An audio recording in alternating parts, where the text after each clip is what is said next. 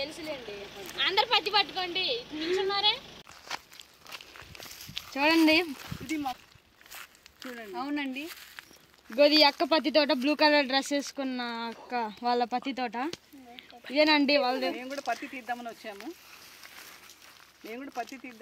చూడండి. ఇది కాటన్ అంటే ఇది కంపెనీకి వెళ్ళిన తర్వాత ఈ కంపెనీకి వెళ్ళిన తర్వాత ప్రాసెస్ అవుతుంది. ఇదంతా కవర్ చేస్తాం. ఇదేనండి మమతక్కల తోట. రామపురంలో ఉందేమో, రామపురంలో ఉంది వాళ్ళది. ఇక్కడ ఏమన్నా ఇది నాది. మరి ఎంత అబద్ధాలు చెప్పకూడదు. అరే ఏదో ఏదో మరి ఎట్లా చేస్తాను వీడియో కోసం.